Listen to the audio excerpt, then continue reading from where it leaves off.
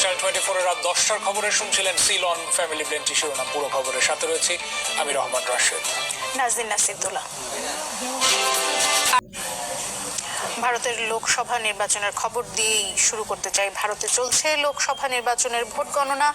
এ পর্যন্ত যে পাওয়া ফল তাতে দেখা যাচ্ছে 292 আসনে এগিয়ে বিজেপি নেতৃত্বাধীন এনডিএ জোট, আর বিরোধী জোট ইন্ডিয়া পেয়েছে 232 আসন। ঘোষণা হয়েছে 375টি আসনের ফল, যাতে বিজেপি জয়ী 181টি আসনে এবং কংগ্রেস পেয়েছে 71টি আসন। তবে চূড়ান্ত ফল ঘোষণার আগেই টানা তৃতীয়বারের মতো জয় দাবি করলেন নরেন্দ্র মোদী।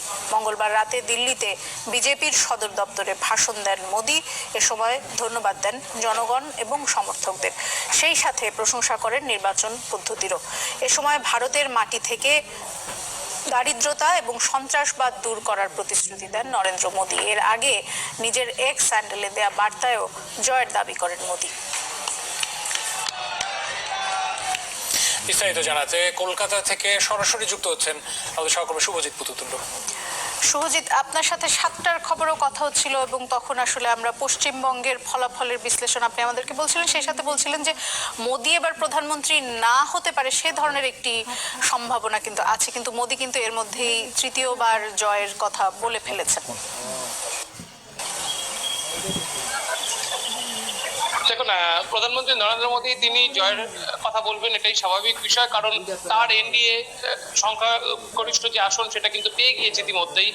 অন্যদিকে কংগ্রেস কিন্তু চাইছে চাপে রাখতে। কংগ্রেস আগামীকাল বৈঠকে বসবেন, মূলত নীতিশ কুমার এবং চন্দ্রবাবু নাইডু তাদের প্রস্তাব দেওয়া যায় কিনা যে এনডিএ শিবিরের হাত ছেড়ে কোনোভাবে যদি তারা ইন্ডিয়া শিবিরে আসে।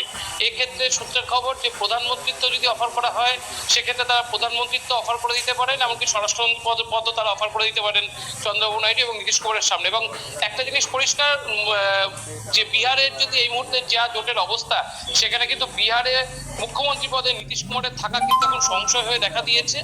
সামনে নির্বাচন এবং সেখানে বিজেপির বেশিরভাগ আসন পাওয়ার কথা, এই মুহূর্তে লালু প্রসাদের দলের যা পরিস্থিতি, তাও হয়তো বিজেপিকে ওভারকাম করে সেই বিহারের দখল নিয়ে নিতে পারে। সেক্ষেত্রে নীতিশ কুমার এই অফার অ্যাকসেপ্ট করে, কেন ভারতের প্রধানমন্ত্রীর মতো গুরুত্বপূর্ণ পদ, সেই পদে একবারের দিনে একবারের জন্য যদি কেউ নাম লেখায় তার নামটা কিন্তু অক্ষয় হয়ে থাকে, এবং সেই নামেও তিনি নাম লেখাবেন কিনা নীতিশ কুমার বা চন্দ্রবাবু নাইডু এই অফার অ্যাকসেপ্ট করবেন কিনা, এটা কিন্তু এখন শত কোটি টাকার প্রশ্ন। এবং আগামীকাল তাদের কাছে অফার করা হবে।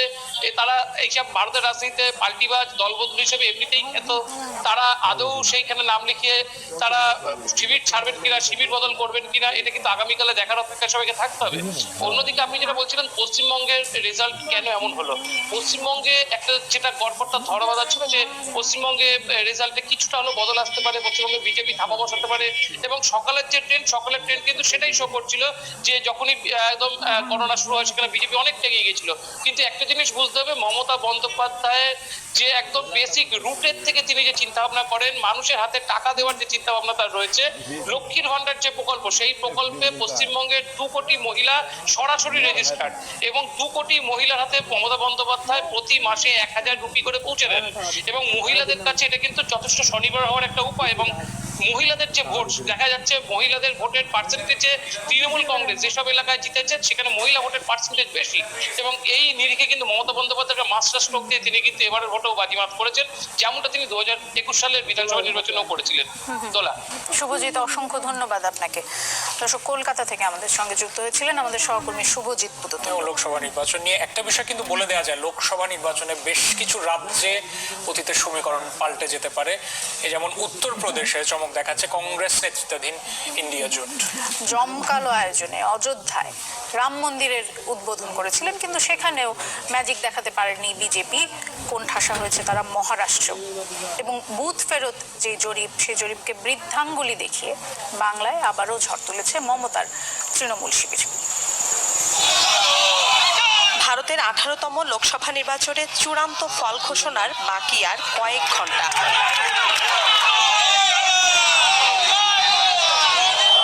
তৃতীয়বারের মতো দেশের প্রধানমন্ত্রী হয়ে রেকর্ড করবেন নরেন্দ্র মোদী, নাকি পালের হাওয়া উল্টে দিতে পারবে কংগ্রেস নেতৃত্বাধীন জোট ইন্ডিয়া? এবারের নির্বাচনে চমক দেখাচ্ছে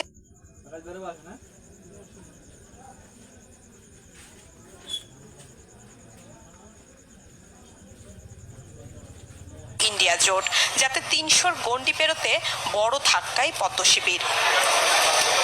লোকসভা নির্বাচনে দ্বিতীয় সর্বাধিক আসন মহারাষ্ট্রে, সেখানেও সমানে টক্কর দিচ্ছে কংগ্রেস। এককভাবে বিজেপি এগিয়ে থাকলেও জোটের হিসাবে এগিয়ে ইন্ডিয়া। বলা হচ্ছে শিবসেনা ও ন্যাশনালিস্ট কংগ্রেস পার্টি ভাঙনের মাসুল দিচ্ছেন মোদি। এবারের নির্বাচনে আগাগোড়া থেকেই দক্ষিণ ভারতকে বিশেষ গুরুত্ব দিয়েছে গেরুয়া শিবির। তবে সেখানেও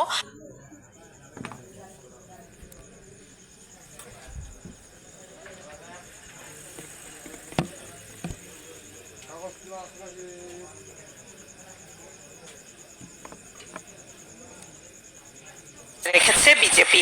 পাশাপাশি ওড়িশাতেও বেশিরভাগ আসন বিজেপি ঝুলিতে। এদিকে বুথ ফেরত সমীক্ষা পাল্টে দিয়ে বাংলায় আবারও ঝড় তুলল মমতার ঘাসফুল। ৪২ আসনের ২৯টিতেই এগিয়ে তৃণমূল, ১২ আসনে জয়ী বিজেপি। তবে কিছু কিছু আসনে এখনো চলছে সাপলুডু খেলা। হেভিওয়েট প্রার্থীদের মধ্যে বারাণসীতে এগিয়ে প্রধানমন্ত্রী নরেন্দ্র মোদি, গান্ধীনগরে অমিত শাহ, রায়বেরেলিতে রাহুল গান্ধী আর কানমুজে অখিলেশ যাদব। এগিয়ে রয়েছেন শতাব্দী রায়, হেমা মালিনী, কঙ্গনা রানাওয়াতের মতো তারকা প্রার্থীরাও। আমেঠিতে পিছিয়ে পড়েছেন কেন্দ্রীয় মন্ত্রী স্মৃতি ইরানি। বর্ধমান দুর্গাপুরে দিলীপ ঘোষ, তিরুঅনন্তপুর আসন থেকে পিছিয়ে পড়েছেন শশী থারুর। মিলা খন্দকার, চ্যানেল 24। শ্রমিকদের প্রতি যত্নবান হলে বাড়বে উৎপাদন এবং আয়। চা বাগান মালিকদের প্রতি এমন পরামর্শ দিলেন প্রধানমন্ত্রী শেখ হাসিনা। জাতীয় চা দিবস অনুষ্ঠানে তিনি বলেছেন, চা শ্রমিকরা আর ভাসমান থাকবেন না, তাদের জন্য যা করার দরকার সরকার তা করবে। দেশের অর্থনৈতিক উন্নয়নে গুরুত্বপূর্ণ ভূমিকা রেখে চলেছে চা শিল্প।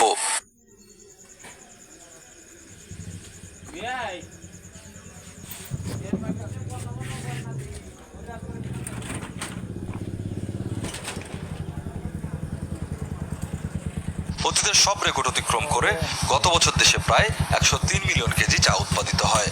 ১৩টি দেশে রপ্তানি হয় ১ মিলিয়ন কেজির বেশি, যা আগের বছরের চেয়ে বেড়েছে ৩৩%। এ উপলক্ষে রাজধানীর ওসমানী স্মৃতি মিলনায়তনে অনুষ্ঠানে যোগ দেন প্রধানমন্ত্রী শেখ হাসিনা। চা শিল্পে অবদানের জন্য ৮ কোম্পানি ও ব্যক্তিকে জাতীয় চা পুরস্কার তুলে দেন সরকার প্রধান। আর প্রধানমন্ত্রীকে উপহার দেওয়া হয় বিশ্বের সবচেয়ে দামি চা সোনার বাংলা, যার দাম প্রতি কেজিতে দেন তিনি। অ্যারোমা বিভিন্ন ধরনের যেন ফ্লেভার থাকে, সেই ধরনের চায়ের কিন্তু চাহিদা অনেক বেশি। পাট পাতার থেকে চা তৈরি করা, এটার উপরে কিন্তু গবেষণাও চলছে এবং সীমিত আকারে প্রস্তুত হচ্ছে। যেহেতু একটু বেশি তিতা, বলছে এটা ডায়াবেটিসের জন্য নাকি ভালো, তো সেটা আমার মনে হয় একটু পরীক্ষা করে যত বেশি গবেষণা করা যাবে তত এর উৎকর্ষতা পাওয়া যাবে। চা শ্রমিকদের প্রতি মালিকদের আরো যত্নবান হতে বলেন সরকার প্রধান। জানান, শ্রমিকরা ভাসমান থাকবে না, বাসস্থান করে দেবে সরকার। মনে রাখতে হবে, তাদের শ্রম ঘাম দিয়েই আপনার উৎপাদন বৃদ্ধি করা উপার্জনের পথ করে দিচ্ছে। কাজে সেই শ্রমিকদের প্রতি আপনাদের আরও যত্নবান হতে হবে। সকল ভূমিহীন গৃহহীন তাদেরকে ঘর করে দিচ্ছি, ইনশাল্লাহ এই চা শ্রমিকরাও এরকম ভাসমান থাকবে না, সেটাই বলে যাচ্ছে। এর জন্য যা করার করবো। পরে চা মেলার উদ্বোধন করেন প্রধানমন্ত্রী, ঘুরে দেখেন স্টল। আমাদের অনুপ্রাণিত করেছে। আমরা স্বপ্নিল শাহরিয়ার শিশির, চ্যানেল 24, ঢাকা। অর্থনীতির কঠিন সময় স্বীকার করে টিকে থাকার লক্ষ্যে সংযমী এবং আত্মরক্ষার এক বাজেট পেশ করতে যাচ্ছেন অর্থমন্ত্রী, যার আকার ৭,৯৭,০০০ কোটি টাকা। বছর ব্যবধানে এই আয়তন বাড়ছে ৪.৫%। তবে আনুপাতিক হারে কিছু ক্ষেত্রে ব্যয় বেড়েছে, যেমন সুদ পরিশোধ, বেতন ভাতা সহ অনুন্নয়ন খাতে ব্যয় বেড়েছে। আর ঘাটতির টাকা মেটাতে এবারও বড় এক ধরনের নির্ভরতা থাকছে ব্যাংক ব্যবস্থার উপর। রিপোর্ট করেছেন ইমদাদ হক। বেশ কয়েক বছর ধরেই অর্থনীতিতে স্পষ্ট নানামুখী টানাপোড়েন আর অস্থিরতা। চড়া মূল্যস্ফীতি খেয়ে নিচ্ছে সাধারণের আয়, আর্থিক টানাটানিতে আসছে না প্রত্যাশিত বিনিয়োগ। এমন অবস্থা মোকাবেলা করতেই অতীতের বাড়ন্ত বাজেট দেওয়ার প্রবণতা থেকে বের হয়ে একরকম উল্টো পথে হাঁটল সরকার। আসছে অর্থবছরের বাজেটের আকার 7,97,000 কোটি টাকা, যা চলতি অর্থবছর থেকে বাড়লো মাত্র 4.5%। অর্থাৎ মূল্যস্ফীতি সমন্বয় করলে প্রকৃত অর্থে কমেছে বাজেটের আকার। তাহলে এই বাজেটে কিভাবে অর্জিত হবে প্রবৃদ্ধির লক্ষ্যমাত্রা? সাধারণ মানুষের যে জীবনমানের যে অবনমন হয়েছে সেটা যাতে আমরা বন্ধ করতে পারি এবং তাদেরকে কিছুটা সুরক্ষা দিতে পারি। শিক্ষা স্বাস্থ্যের মতো যেসব জনগুরুত্বপূর্ণ খাত আছে সেগুলোকে বরং এইবার অগ্রাধিকার দেওয়া, রেদার দেন আমাদের অবকাঠামো বা অন্যান্য যেসব আমাদের নতুন নতুন বিনিয়োগ যেগুলো আছে সেখানে কিছুটা সংযত হওয়া প্রয়োজন বলে আমার মনে হয়। মূল্যস্ফীতি নিয়ন্ত্রণকে প্রধান লক্ষ্য ধরে বাজেটের আয়তন বাড়ানোর দিকে নজর দিতে পারেনি সরকার। নতুন বাজেটে এনবিআর এর রাজস্ব আদায়ের লক্ষ্য ধরা হয়েছে 4,80,000 কোটি টাকা, যা বছর ব্যবধানে বেড়েছে মাত্র 11.5%। যদিও কমেছে এনবিআর এর বাইরে অন্য উৎস থেকে আদায়ের লক্ষ্যমাত্রা। নতুন বাজেটে ঘাটতি থাকছে 2,56,000 কোটি টাকা, যা পূরণে ব্যাংক থেকে ধার করা হবে 1,37,500 কোটি। অন্যদিকে বছর ব্যবধানে বেশ খানিকটা বেড়ে বিদেশি উৎস থেকে ঋণের লক্ষ্য ধরা হয়েছে 1,27,200 কোটি। আমাদের অর্থনৈতিক যে বাস্তবতা সেখানে যদি সত্যিকার অর্থে আদায় করার চেষ্টা করা হয় এই বাজেট আদায় করা সম্ভব, কারণ আমাদের জিডিপির আকার অনেক বেড়েছে। সেটা করতে গেলে জাতীয় রাজস্ব বোর্ডে নানা রকম সংস্কার প্রয়োজন। সেটা আইনগত সংস্কার করতে হবে, প্রশাসনিক সংস্কার করতে হবে এবং টেকনোলজি নিয়ে আসতে হবে জাতীয় রাজস্ব বোর্ডে। বরাবরের মতো বাজেটের মোট ব্যয়ের 2/3 বেশি যাচ্ছে অনুন্নয়ন খাতে। এর মধ্যে 4,69,000 কোটি থাকছে বেতন ভাতা, ভর্তুকি সহ নানা ব্যয় মেটাতে, আর সুদ পরিশোধের জন্য বরাদ্দ রাখা হয়েছে 1,13,500 কোটি টাকা। ইমদাদ হক, চ্যানেল 24, ঢাকা। বেনজির বা আজিজ কেউই আওয়ামী লীগের লোক নন, তাদের অপকর্মের বিচার হবে, এমনটি জানিয়েছেন আওয়ামী লীগের সাধারণ সম্পাদক ওবায়দুল কাদের। রাজধানীতে এক অনুষ্ঠানে তিনি অভিযোগ করেন যে টিআইবি আর সুজন বিএনপির বি টিমে পরিণত হয়েছে।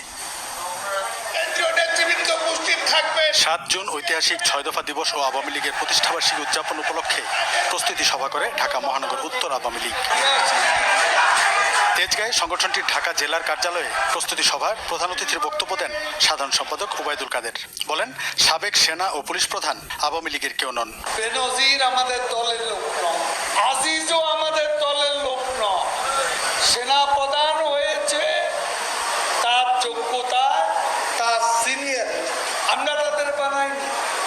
এখন ভেতরে তারা যদি কোনো অপকর্ম করে, এইটা যখন সরকারের কাছে বিষয়টি আসে তখন এদের বিচার করার সৎসাহস শেখ হাসিনার সরকারের।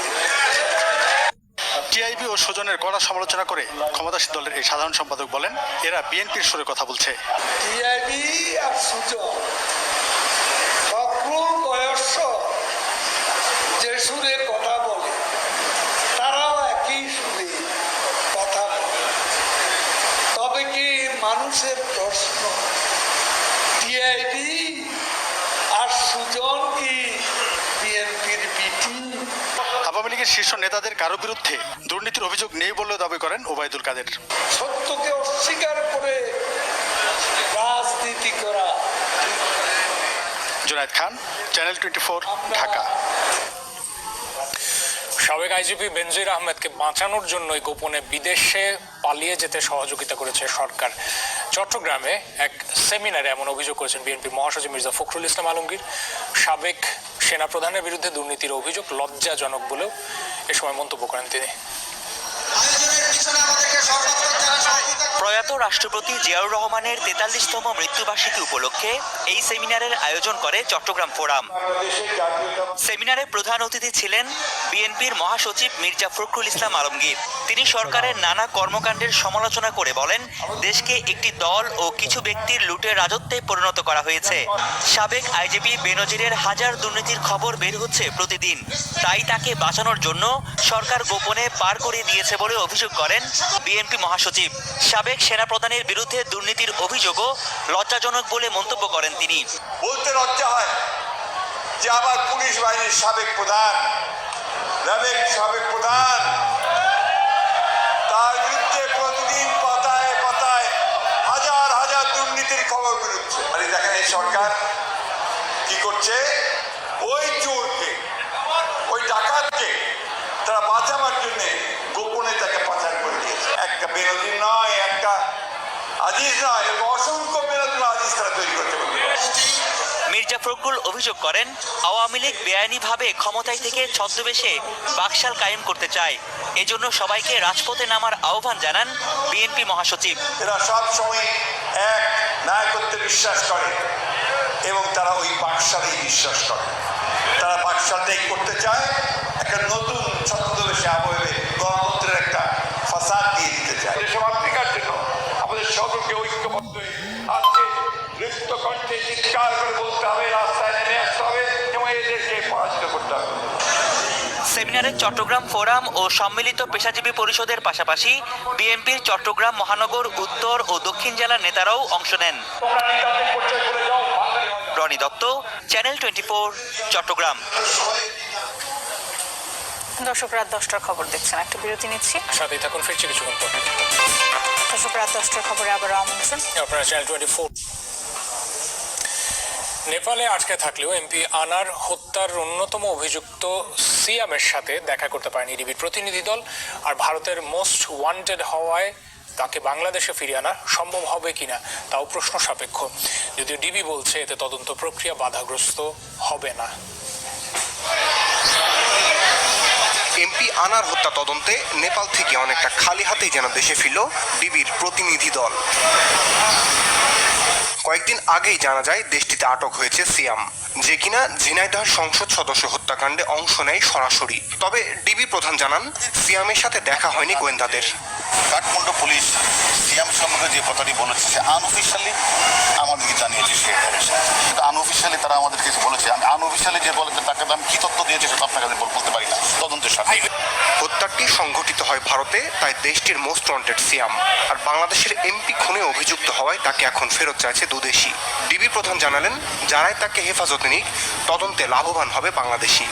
এক এবং অভিন্ন লক্ষ্য নিয়ে আমরা দুই দেশের তদন্তকারী কর্মকর্তারা কাজ করছি। আমাদের কথা হলো, যদি এটা যদি মোস্ট ওয়ান্টেড হিসাবে যদি কাঠমান্ডু কর্তৃপক্ষ যদি, যেহেতু তাদের সাথে ইন্ডিয়ার সাথে একটা তাদের এক্সট্রাডিশন ট্রিটি রয়েছে, যদি তারা সেই হিসাবে যদি তারা তাদেরকেও দিয়ে দেয় অথবা আমাদেরকেও দিয়ে দেয়, সেক্ষেত্রে বাংলাদেশ এবং ইন্ডিয়ার তদন্ত করার ক্ষেত্রে কোনো সমস্যা হবে না। এই ঘাতকের অত্যন্ত কাছের মানুষ হলো আমাদের সিয়াম। এখন সিয়াম যদি সেখানে যায়, আমি মনে করি ওই যে আলামত উদ্ধারের ক্ষেত্রে সে একটা ভালো ভূমিকা রাখতে পারবে। এদিকে কলকাতায় আনারের মরদেহের অংশ আর আলামত উদ্ধারে এখনো চলছে অভিযান। আর সেলেস্তা রহমানের পর হত্যায় দায় স্বীকার করে জবানবন্দি দিয়েছে তানভীর ভুঁইয়াও। রমজ হুসাইন, চ্যানেল 24, ঢাকা। মালয়েশিয়ার শ্রমবাজারে সীমাহীন অনিয়ম আর দুর্নীতির ঘটনা ঘটেছে, তার দায় কেউই নিচ্ছে না, বরং প্রবাসী কল্যাণ মন্ত্রণালয় আর রিক্রুটিং এজেন্সিগুলোর যে সংগঠন বায়রা, তারা দোষ চাপাচ্ছে একে অপর নিয়েও গরমিল রয়েছে। মালয়েশিয়ার শ্রমবাজারে ঘিরে অরাজকতায় যখন দেশ বিদেশে বেড়েই চলেছে অনিয়ম দুর্নীতির অভিযোগ, তখনই বাইরার এই সংবাদ সম্মেলন, যেখানে কৈফিয়তের পসরা নিয়ে হাজির সিন্ডিকেটের সদস্যরা। দাবি করলেন এসবের পেছনে তাদের কোনোই দায় নেই। অনুমোদন পাওয়ার পরেও 17,000 কর্মী যেতে পারেননি এমন তথ্য সঠিক না। তবে ঠিক কত কর্মী যেতে পারেননি এমন সংখ্যাও জানাতে পারেননি বাইরা। এটার হিসাব তো আর আমরা করতে পারতেছি না, কারণ আজকে যেটা প্রোডাকশন হচ্ছে কালকে কি হবে তার অবস্থা না, এটা ঠিক কিন্তু আমরা হিসাব ছিল না। টোটাল একটা নিয়ন্ত্রণীয় অবস্থায় ছিল, ওখানকার অথরিটি দায়িত্বশীলতার পরিচয় দেয়নি। সংবাদ সম্মেলনে সাংবাদিকদের প্রশ্নবাণে জর্জরিত হলেন সংগঠনটির সদস্যরা, যার বেশিরভাগেরই সদুত্তর দিতে পারেননি কেউই।